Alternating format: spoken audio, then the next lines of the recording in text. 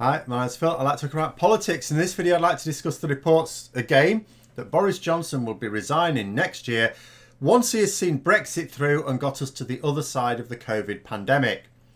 Which, taking that into account, doesn't sound like he's resigning anytime next year, if that is the case. But first, if you'd like to be notified of daily news and politics, please subscribe to the channel and click the bell notification icon. So this weekend, the Mirror had reports, which is a left-leaning newspaper, had reports that the Conservatives were starting to work out who should replace Boris Johnson on the basis that he would be resigning next spring. Now, my first thought was that, well, the last story that got out about him resigning next year was passed to the media as a result of Dominic Cummings. I think it was passed through his father-in-law. And at that point, wasn't he supposed to be going in February? Pretty sure they were talking about February. And on that occasion, it was supposed to be because he was still suffering health issues as a result of COVID. A fact strongly disputed by Boris Johnson, not at all backed up by any medical reports or evidence of any kind. But this time it is apparently money. Boris Johnson, man of the people, is struggling to make ends meet on the prime ministerial salary of a mere £150,000 a year. His moaning about money has been going on for a while. And certainly, yep, he absolutely took a pay cut when he became Prime Minister. He was earning nearly double the prime ministerial salary just to write some inflammatory rubbish in the Telegraph each week, to say nothing of the huge sums of money he got for making speeches as well. So, yeah, his income is absolutely a lot less being Prime Minister than it was when he wasn't.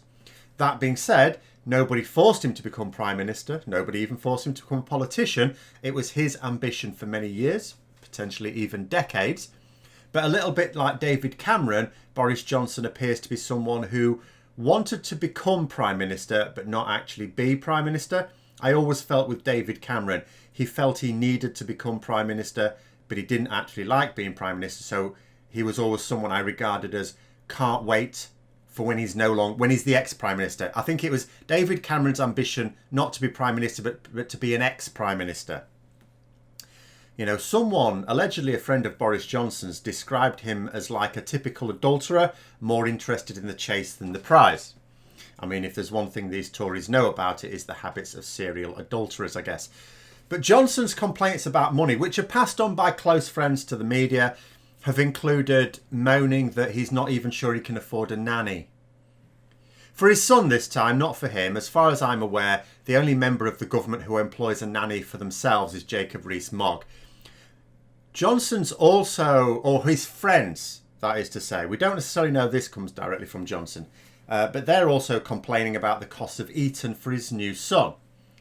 However, I can see the urgency for a nanny. I mean, if you're going to get a nanny when your kid is really small is the time to get one, I guess. You know, if you're lazy parents of this poor spawn. But the thinking on Eton, and I'm not sure that Boris Johnson right now is complaining about Eton fees. I think this is probably his friends extrapolating, because that's really not going to be necessary, isn't it? By the time his kid is old enough to go to Eton, Johnson will most certainly not be Prime Minister, and therefore there'll be no barrier to his earnings. And he's also fairly likely on past form to have dumped carrying the kid anyway. So he still won't yeah, he'll have to stump up for child support like he has with his previous kids, but I don't think it's going to be Eton-like fees. Besides, I don't know what he's complaining about, because former Prime Ministers make an absolute fortune on the speech circuit and for writing memoirs. David Cameron, again, bringing him up. He's recently been aggrieved that his own book was as dull as ditchwater. He's complaining because it was made to be as dull as ditchwater. He wasn't allowed to write about all the interesting bits. And he's moaning because some people are. You know, some people that were close to him while he was Prime Minister are getting to do that.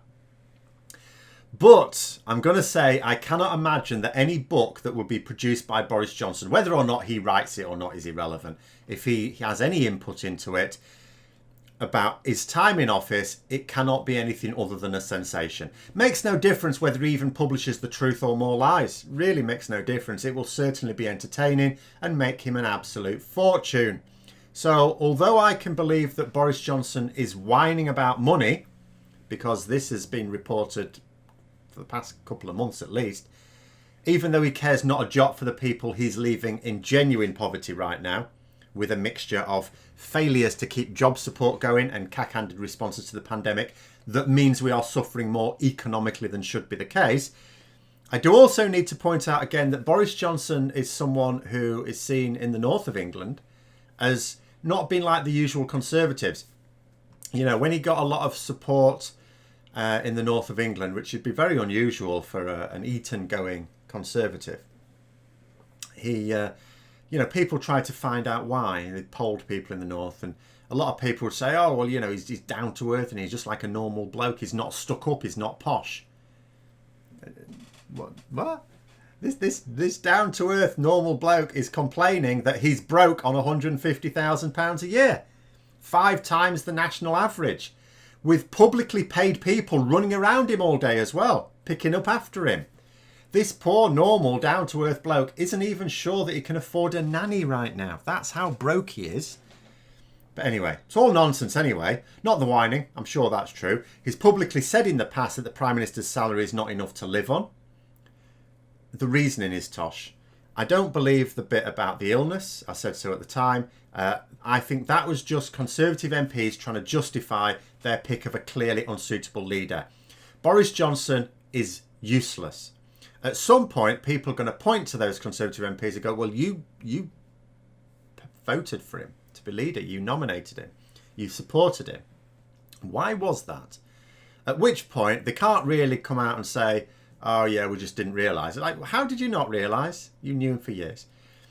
So what they do is instead he says, oh, he wasn't like that last year. This is all new. COVID did it to him. Took his mojo. I mean, not only did his COVID failures begin before he became ill with the disease, he was like that last year. He was like it the year before. He was like it years ago when he was the mayor of London. Also, if the lower income was an issue, if that's a reason for him to resign because he realises he can't live on a prime ministerial salary of £150,000 a year, why did he become Prime Minister then? He could have carried on as a rambunctious backbencher, taking his MP's salary for doing nothing, along with the extra bagfuls of cash for writing his newspaper columns and giving crap speeches into a room full of drunks. He'll be doing that after he's finished being Prime Minister. He did that before he became Prime Minister. There's nothing about his current financial situation that is at all surprising for him. Like I said, he's publicly said that you can't live on a prime ministerial salary before he became Prime Minister. And if he's telling Conservative MPs that he is going to resign, it will be for one of 2 reasons.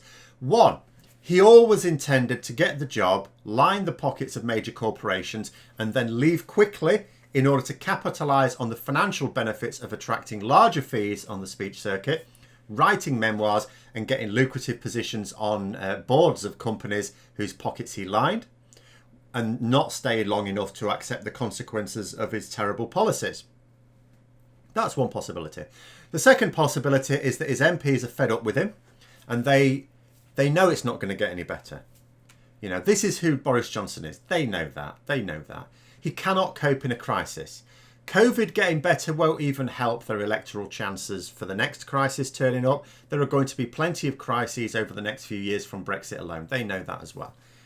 So to head off the inevitable vote of no confidence, once we've left the transition period, like I say, I think they're only keeping him in place now because of Brexit. At the end of this year, come what may, they'll think, well, we've no further use for Boris Johnson. He tells them he's leaving anyway. It's not different to when MPs got sick of Theresa May at the end of 2018 and she hung on for another half a year. Let me get Brexit done, she said. Then I'll leave. I'll go quietly. I'll do it myself. Just a little while longer. There's no need for a vote of no confidence and a bitter row that will damage the party. Same here with Johnson. I'm going, just be patient. And either of those outcomes is possible. I think the second is the most likely. It might even be a mix of the two. I've said it before.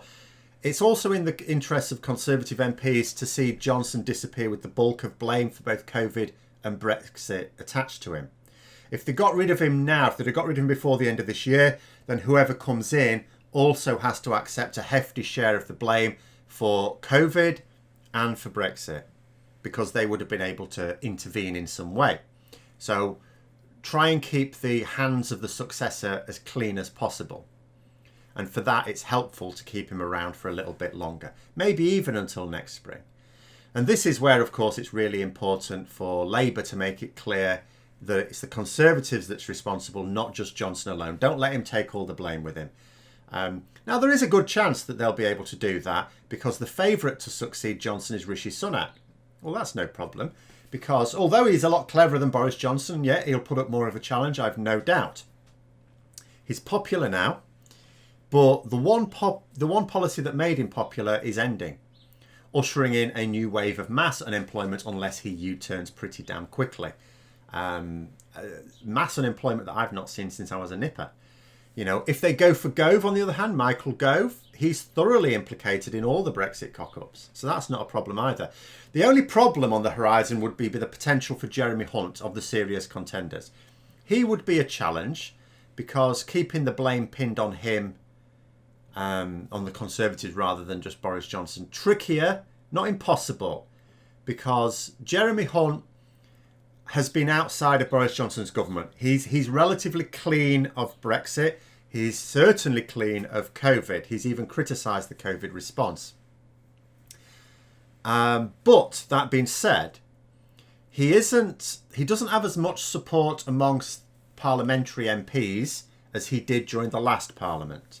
We've got a very different crop of Conservative MP now. So if he did somehow win, he wouldn't be able to shift very far from Johnson's position without upsetting his own MPs, which would weaken him significantly. But anyway, I suppose we can worry about that when Johnson finally pisses off. Until then, we will just have to worry about when that useless article is chucked out or leaves of his own volition. Until then, those are my thoughts. Hope you found the video interesting. If you did, don't forget to click the like button. And if you'd like to support the channel further, please also click the Patreon link for details. And until next time, I'll see you later.